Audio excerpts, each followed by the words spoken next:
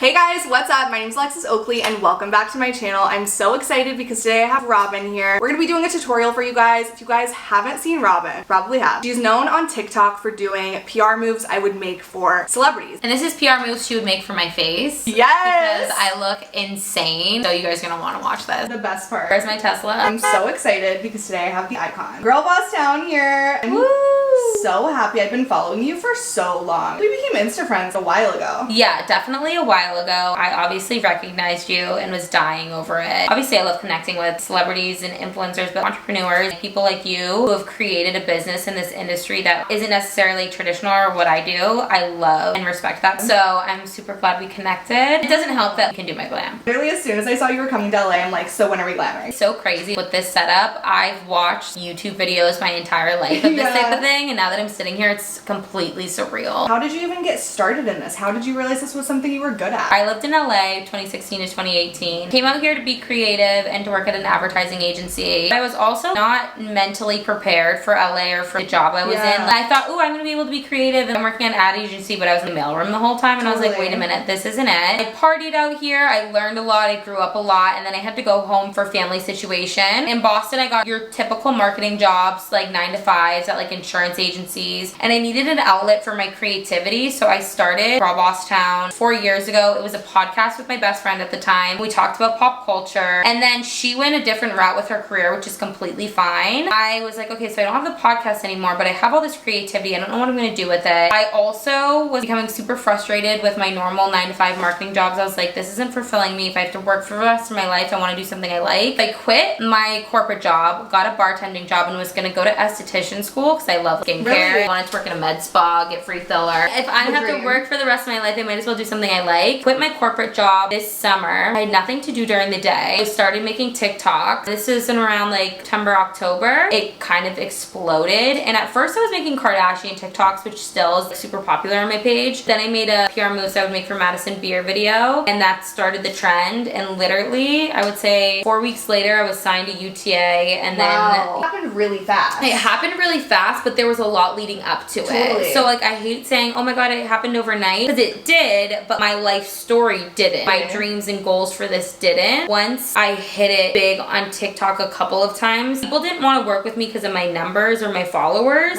but more so for my ideas and for the marketing and the branding behind it. And I feel like that's something really good for people to remember too, because it's not about the number of followers you have, it's about who follows you. Yeah, I think that's the biggest piece of advice I tell people. Somebody was following me when I had 5K who worked with a very prestigious family in LA and knew a lot of people, knew a lot of agents and brands, and they're actually the person who helped me along this way. And it's like, at 5K, I would have never thought my audience is watching me. Owners of brands, agents, you never know who follows you, you never know whose FYP you're gonna end up on. So if you have a dream or an idea, don't think of it as a numbers game. Think of it as like, you want the right people following you. And that also goes for when you are an influencer, you're trying to sell a product or you're doing a brand deal. It's like, you can have 3 million followers. It would be better to have 20,000 who listen to you and want to buy what you're selling. Whenever you posted the first PR moves, did it just instantly take off, or was it kind of like a slow thing? So instantly took off, but it wasn't like a million right away. But then Indie Blue, who I'm obsessed with, she commented, do me, and then I did hers.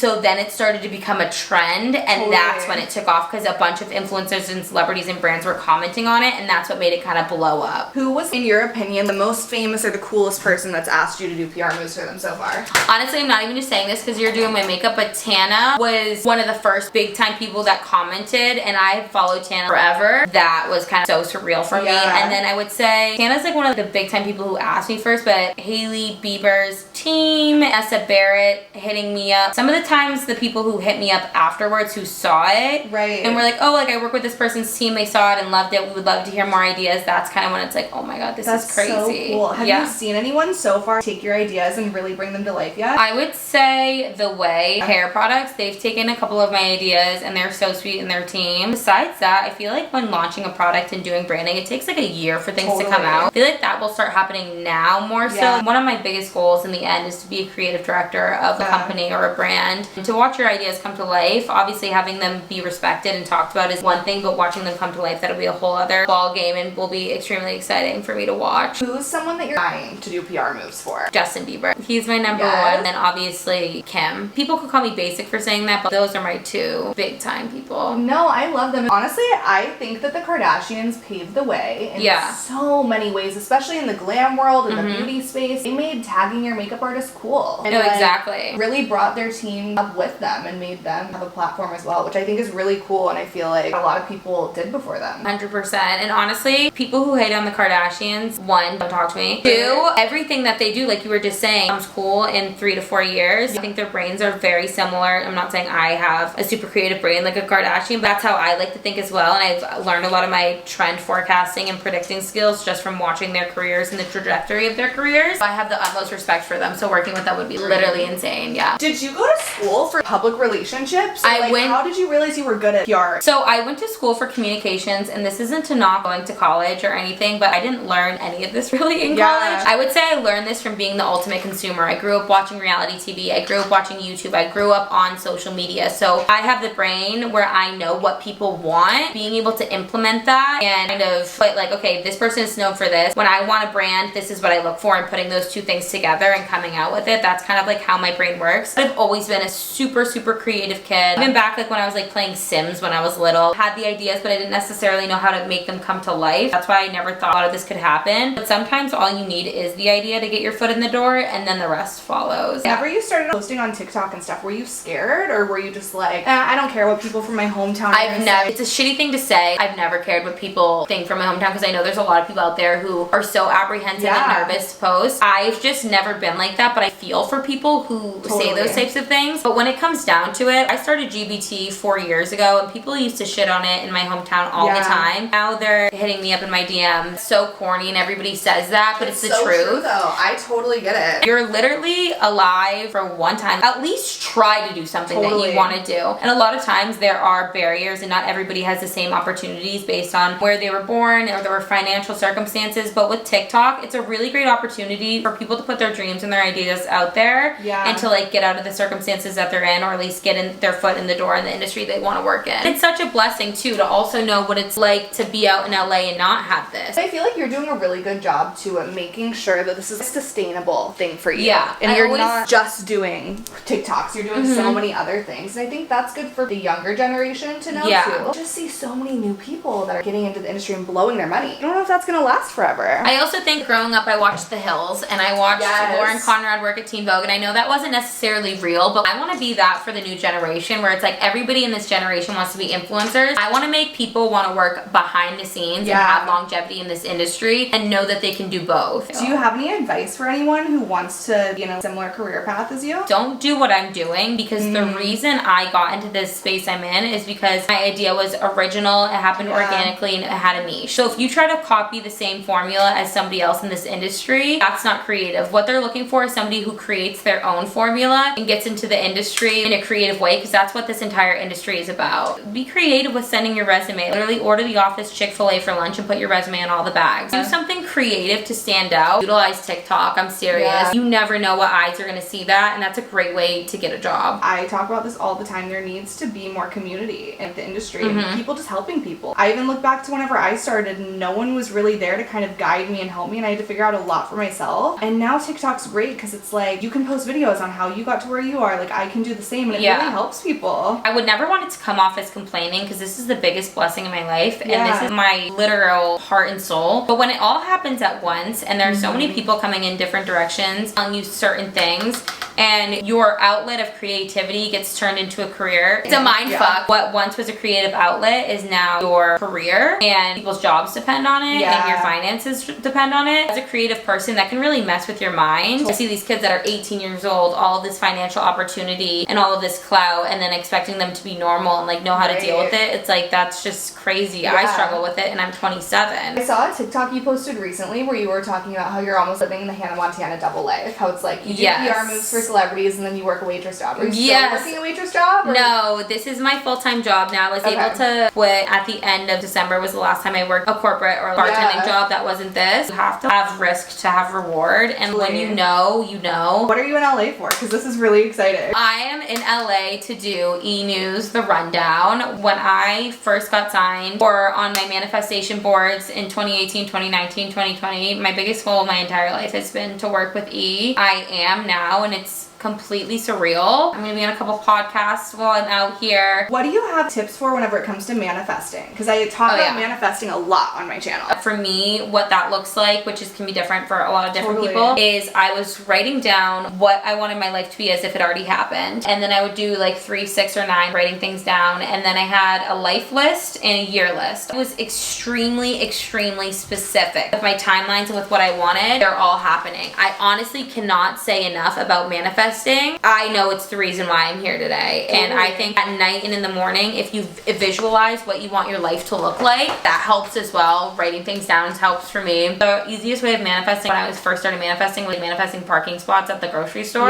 Literally on my way to the grocery store, I'd be like, I can't believe I found a spot up front. I love it. This is so much easier for me. It's fucking freezing outside. And I would find a space up front. You just have to speak things into existence, believe in it, and act like it already happened. That's what I do. Just talking about things out loud. Yeah. Talking with other people, because it's like also you never know who's gonna mention your name. That's how I got Kris Jenner. Which is fucking wild. Right? It's crazy. It's weird too because the night before I got the call, I was on the phone with Haley actually, and I was like, I just have this weird feeling I'm gonna do Kris Jenner. And she was like, really? And I was like, yeah, I don't know. Like, I just have this gut feeling, and most of the time my gut feeling is always right. And she was like, that's so random. And then literally the next day, my friend happened to mention my name to Chris's assistant, and then within 20 minutes, I was getting a text like, hey, are you available? Is that the Summer Fridays? Yeah. I just got it. I love it. I think that their branding's been so good too. Mariana, who is their CEO, was actually one of the first brands to reach out to me when I started doing all of this. I think it's so admirable when CEOs reach out because, like I said, I'm really attracted to that type of personality, and I want to kind of be a sponge and absorb as much knowledge as I can about this industry, and I feel like that's where I'm going to learn so much. What are some brands right now that you're like, they're killing it? They're doing such a good job with their marketing, branding. I think Parade is doing a really, really good job. I think Uggs, well, not just Uggs alone, I think like all these Y2K brands that are coming back into play, taking advantage of the situation where everybody's loving Y2K stuff again. Right. I think it's extremely smart, and I love that because it's super nostalgic, especially for me who loves that era. And Charlotte Tilbury does some of the best influencer work and branding. Literally everything that they have sells out immediately. I feel like brands who are taking advantage of the times, moving with the times as well. 100%. So easy to get left behind if you don't. You can clearly see the difference in brands that are stuck in the 2016, 2018 influencer era and those that aren't. But I do understand why some brands are so stuck on the 2016, 2018 influencer era because they had a formula and it worked. You have to step your game up, especially because things change so fast in this industry, and you need to hire young creative minds who are on top of that. People might make an excuse, we don't know, like it changes so fast. Okay, then hire somebody who does. I know a million people on TikTok who would love to quit their 9-to-5 to work for a brand and do these types of things. That's one of the most surprising things that you've seen in the industry so far, good or bad. The amount of PR that you get, even without a massive following, unfucking believable. I never knew how this worked, but they send line sheets and literally they're like, okay, pick out what you want. The money in this industry alone, I think, is quite shocking, especially as somebody who worked a corporate 9-to-5, and the types of money I'm making now while being able to be creative and live my dream. I think it would really shock the world if they knew how much money was in this industry, what people are paying and people's rates. I think it's justified. My weekly TikTok views are at right now, I think like 23 million views a week. Normal finales of TV shows get like 3 million, and it's a very different setup and a different type of entertainment. But still, it's like the fact that 24 million eyes see my content in a week. I need to know my worth for when brands come to me. That's such a good way of putting it into perspective. Because think of how much people spend for a commercial or a Super Bowl ad. It's like the same amount of eyes are on TikTok. Which is crazy. It's so true. What are some trends that you kind of predict for this year? I think all major celebrities are gonna try to be on TikTok. Kim did it in such a smart way for doing it, like with North and Kim. So like, I'm up to date on the trends. She's not out here dancing. What celebrity besides Tana, obviously because you post her all the time, what celebrity you think gets the biggest reactions like when you post? Natalie Noel, David Dobrik's assistant. That was my most liked photo on Instagram to this day when I did it for the first time. That's what people want to see. I say to go viral, you need to be relatable but obtainable. You need to show people like, I'm just like you. I'm just like a normal girl in Boston, Massachusetts, but now I'm out in LA, which isn't relatable, but I'm showing that it's obtainable because I did all of this from my couch and using social media. It's what makes those types of celebrities so attractive because people feel like, oh, I can do that. For the algorithms, there's a specific time they should post. I don't think timing is a thing. I was posting 20 to 25 videos a day, which is whoa. Okay, I've never heard of anyone doing that. I've heard like the 6 times a day and stuff. No, I was doing 20 to 25. Victoria Paris kind of originated that. She would make like 40 videos a day. She was literally taping tracking everything. At the end of the week or after a couple of days, just go through, keep the ones that were really big, and then delete the ones that weren't. When people would come to follow me, oh, she has all these big videos, rather than some are big, some are little. I did that at first. Follow the trends. Obviously, when Euphoria is on TV, you know people are gonna go to TikTok right after Euphoria. So whatever your niche is, put a little bit of a Euphoria spin on it, and it's more likely to go viral. We were talking about how you were gonna come up with some PR moves for me. I have them in my notes. So I have a business venture, something for you, and then something for your clients. Okay. A business venture that I think you should do is I think you should come up with a makeup remover called Caked, and it looks like cake frosting. Yeah. Because a lot of people think you cake your face wearing a lot of makeup. Yeah. I think it would be extremely cute to make the theme of the brand very like dessert, cakey, kind of like what Jessica Simpson did back in the day. You could even do a sponsorship with Crumble or Baked by Melissa. I think that would be super cute. Make a series, whether it's on short form video content on TikTok or on vlogs, called Facing Reality. Obviously face, because you do makeup. Totally. But it would be like a vlog series of in the life of a celebrity makeup artist. I know that you do that sometimes on your TikTok. Yeah. But I think getting really more into the business of it, the numbers of it. You've gone on tour, showing that side of things, or showing from the second you wake up to the second you go to bed, what does it look like to be a celebrity makeup artist? And talk about the struggles that you have, and being a female entrepreneur at 23 years old, because that is more inspiring than what lip products people use. Totally. And then I have a series that you could do with your clients. It could be called Talking Face. When you are doing your client's makeup, you can have a bowl. Each bowl has a theme. Yeah. So one is like something that makes you blush, or something you heard recently, talking shit, like different themes that have to do with, or eye-opening subjects for your eyes. So when you do their blush, you have them pick a question that is like, what's something that made you blush? Interview them through their makeup routine, but have it be themed with what product you're using. And that way you could get certain brands to sponsor it, or get some of the viral worthy content of your celebrity clients answering questions that they're not necessarily asked normally in interviews. Clearly, what you're doing is working. You're sitting and doing makeup of so many professional and successful people, and kind of learning from them, I think would be amazing. How long does it normally take you to come up with PR moves like this? I don't normally write them down. It's almost like a That's So Raven type moment, where like I look at their Instagram, I think about it, and then it just like comes out.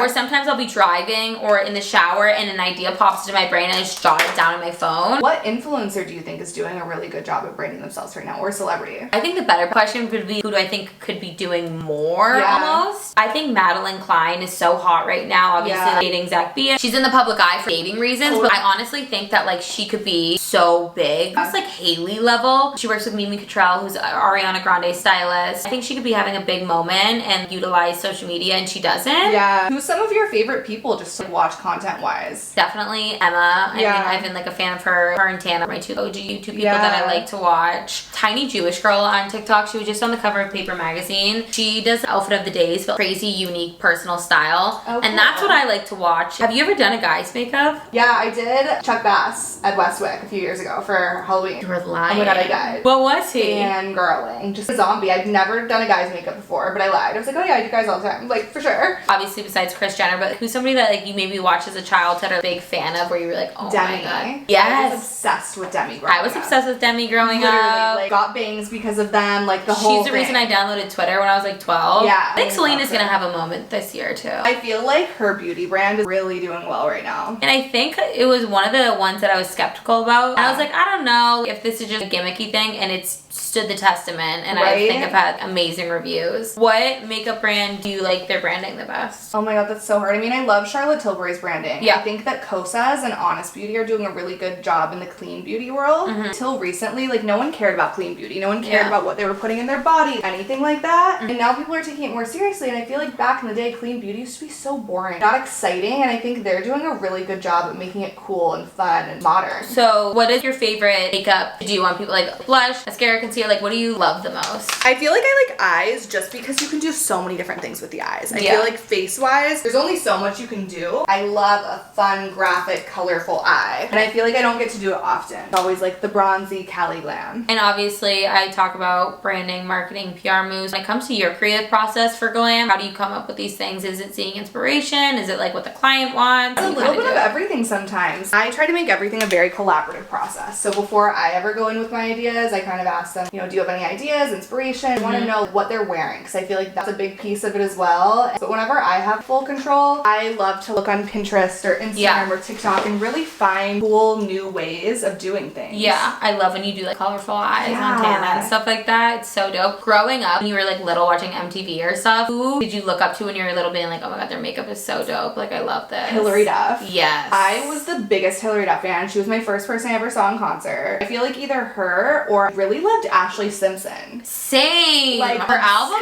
is so good. The first one that she came up with, like Pieces of Me. So good. And the reality show. What do you think is going to be the next trend? I have so many different things that I'm kind of wondering about. I think that orange blush is going to make a comeback because right now it's that very pinky, the blue undertone, kind of Kylie style, but I think orange blush is going to become popular this year. Like, obviously Madison Beer invented blush. Literally. I also think Kylie, because she always had that pinky blush that is like so her. Exactly. I also think that body glitter and roll-on body glitter gel and like those gems around the belly button, I feel like that is gonna have its moment again, like it did in like the early 2000s. Right. You did the brow freeze really quick. Anastasia brow freeze. Yes. The best. But the thing is, it used to be dip brow. We were like, oh my god, ew, and now we're like, oh my god, brow freeze. But I'm wondering in the future if we're gonna be like, remember the brow freeze? But Anastasia's brow game was always so good. I feel like that's what she's known for. Yeah, I'm actually getting my eyebrows done by the Kardashians eyebrow person. Kelly Baker? Yeah. Oh my god, she's the sweetest. Yeah. I love her. And who's somebody that you think is gonna have a big year that you would love to do their makeup? I mean, Madison Beer is already killing it, but I feel like she's gonna get even bigger. You've never done Madison? No. I feel like you could. I know. When it comes to like clients reaching out to you, do they like reach out to you directly? It kind of depends on the person. I feel like most of the time I'm the one reaching out to try and get clients. Really? How do you go about doing that? Most of the time I'll just DM them and be like, oh my god, hey girl, dying to do your makeup. Like, let's first glam on me. And then it kind of just goes from there. I feel like that's how I've met most of my people or referral. I think that's something that you should do as well. It's kind of like what I did with PR moves. We could be like, here's a makeup look I would love to do on blank. Obviously, it's one thing for asking people to work together, but coming with ideas, I think is huge. What's next for you? So what's next for me this next year is I want to kind of just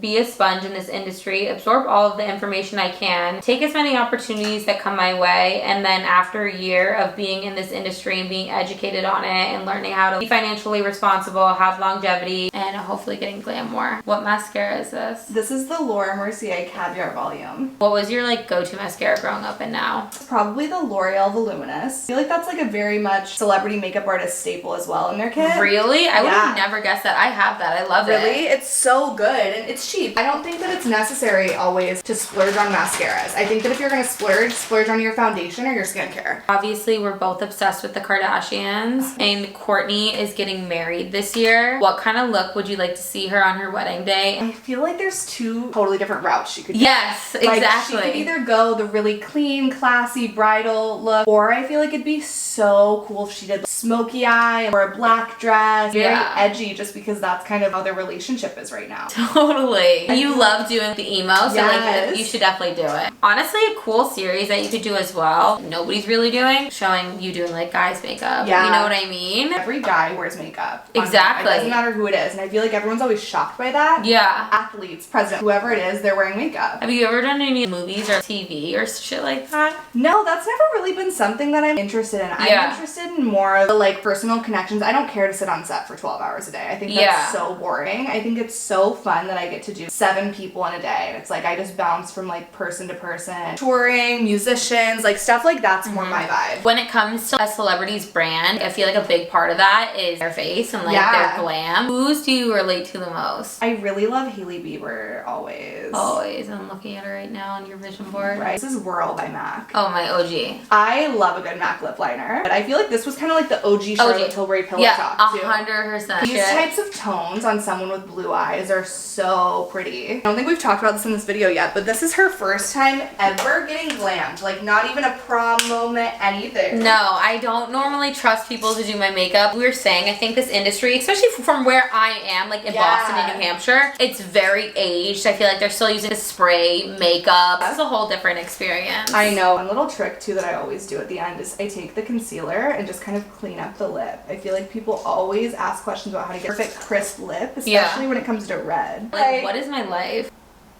Wait, it literally looks like a filter. So that is the tutorial. Thank you guys so much for watching this video. Make sure that you guys follow Robin, plug your socials. So it's at Girlbosstown on Instagram and TikTok, and thank you so much again for having me. Oh my First God, glam thank ever, you. and now I'm addicted. We have to do this again. 100%. 100%. Comment down below who you guys want to see on my channel next, and I'll see you guys next week.